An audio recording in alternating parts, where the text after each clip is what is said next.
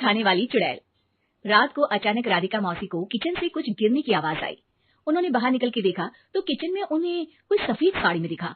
वो चीख पड़ी, हे भगवान, आलतू जलाल तू आई भला को टाल तू, आलतू जलाल तू आई भला को टाल तू।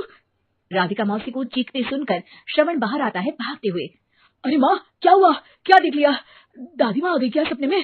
अरे बेटा, रसोड़े में देख तो कौन है? श्रवण रसोड़ी में झांक कर देखता है और उसे कोई नहीं दिखता अंदर। अब रसोड़ी में तो कोई नहीं है माँ। कोई सफेद साड़ी में नहीं है क्या? नहीं माँ, कोई भी नहीं है। चिल्लम चिल्ली की आवाज सुनकर काजल भी वहां आ जाती है। अब क्या हो गया माँ जी? अरे बेटा, रसोड़ी में एक चुड़ैल थी सफेद साड़ी में। अरे क्या कर रही थी वो अंदर? अरे बताया नहीं, कल आएगी ना तो पूछूंगी। चुड़ैल जी, आपका क्या प्लान है? माँ जी, रात बहुत हो गई है, आपने कोई बुरा सपना देखा होगा, चलिए सो जाइए। राधिका मौसी सोने तो चली जाती है पर उनको रात भर नींद ही नहीं आती। वो कुछ भी उलझुल बातें सोचने लगती है। कहीं चुड़ैल की वजह से तो घर में टेंशन नहीं हो रहा, कहीं उसी की वजह से तो वो दादी नहीं बन पा रही। सुबह जब राधिका मौसी रसोड़े में छानबीन करती है तो पाती है कि नींबू का अचार गायब है। चुड़ैल नींबू का अचार ले गई, मुझे तो ठीक नहीं लग रहा कुछ। चुड़ैल को भी पता है कि जिंदगी का असली मजा तो खट्टे में ही है। राधिका मौसी झट से श्रवण को फोन कर देती है। बेटा, मुझे समस्या समझ में आ गई है, हमें एक तांत्रिक की जरूरत है। अरे क्या बोल रही हो माँ, तांत्रिक की क्या जरूरत है? आप पूजा पाठ तो कर ही रही हो ना। आलतू जलालतू मंत्र सारे फालतू जैसे कुछ मंत्र पढ़ो, चली जाएगी अपने आप चुड़ैल। अरे नहीं बेटा, कभी चुड़ैल को कम नहीं समझते। अरे तुझे पता भी नहीं चलेगा कि कभी वो छल करके काजल की जगह घर की बहू खुद बन जाएगी। क्या माँ, कुछ भी बोल रही हो? कहाँ काजल और कहाँ चुड़ैल? वैसे एक बात बताओ, काजल को अगर गाने के लिए बोल देना तो चुड़ैल काजल की आवाज सुनकर घर तो क्या धरती लोग छोड़कर चली जाएगी। तुम ना पढ़े लिखे बच्चे हर चीज को मजाक समझते हो। तुम रहने दो, मैं खुद ही तांत्रिक को बुला लेती हूँ। अच्छा सुन, शाम को इमली लेके आना। क्या है कि चटनी खाए बहुत दिन हो गए है ना। नहीं माँ, इमली तांत्रिक से ही मंगवा लो ना, आटा वगैरह भी उसी से पिसवा लेना। देखो मुझे काम करना है। श्रवण रात को कई तरह की सब्जियों के साथ माँ के कहने पे चटनी के लिए इमली भी ले आया था, लेकिन राधिका मौसी के दिमाग में अलग ही फिल्म चल रही थी।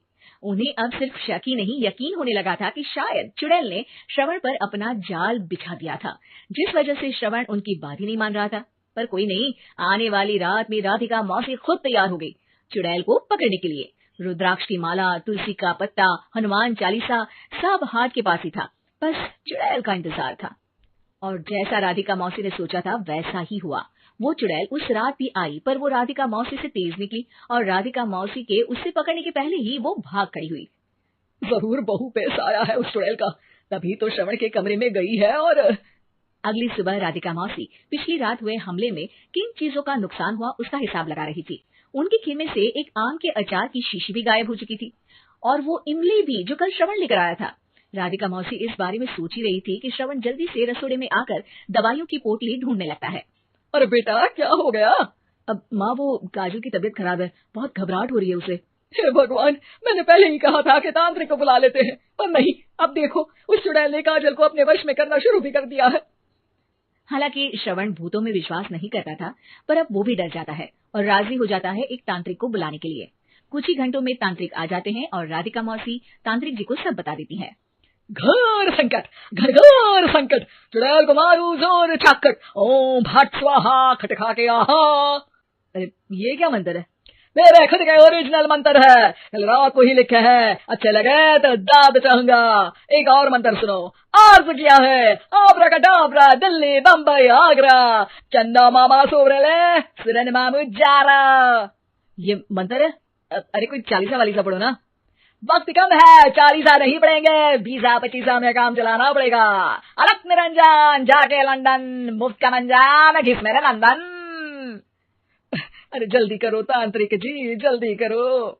तांत्रिक अपने उल झलूल मंत्र पढ़ने लगता है। श्रवण को तांत्रिक पे शक होता है। वो अपने एक डॉक्टर दोस्त को कॉल कर देता है ताकि कोई अनहोनी हो तो इमरजेंसी में चीजें मैनेज हो जाए। तांत्रिक धुनी रमाता है, जिसकी वजह से कमरे में काफी धुआं हो जाता है और जिसकी वजह से बहू की घबराहट बढ़ जाती है। अब भागेगी चुड़ैल। हाँ। बहू खांसते हुए धुएं से बचने के लिए बाहर चली जाती है। अरे भाग रही है, भाग रही है। पीछे पीछे श्रवण भी जाता है। बहू एक सोफे पर बैठ जाती है। तभी डॉक्टर दोस्त आ जाते हैं और श्रवण को पानी लाने के लिए कहते हैं। थोड़े चेकअप के बाद डॉक्टर कहते हैं, मेरे हिसाब से जाप का काम पूरा हो गया है। क्या मतलब? अरे कुछ भी नहीं माँ, कोई चुड़ैल नहीं है, खुशखबरी है, अब दादी बनने वाली है। मगर वो सब अचार के डब्बे। श्रवण दोनों अचार के डब्बे अपनी माँ को दिखाता है, जो कि उनके बिस्तर के नीचे छुपे हुए थे। आपने सही बोला था माँ, वो चुड़ैल काजल ही थी जो खट्टा खा रही थी। हमें कल ही पता चला, पर हमने आपको ये तांत्रिक वाला काम करने दिया ताकि आपको भरोसा हो जाए कि भूत वगैरह कुछ होता ही नहीं। अच्छा, ये तो बड़ी खुशी की बात है, पर बेटा मुझे एक झाड़ू तो ला दे। क्यों माँ? ये तांत्रिक का भूत उतारती हूँ मैं। अब तांत्रिक राधा मौसी के डर से घर से भाग निकलता है और राधा मौसी उसके पीछे भागती है। अरे संकट ये घनघोर है, तांत्रिक मुआ चोर है।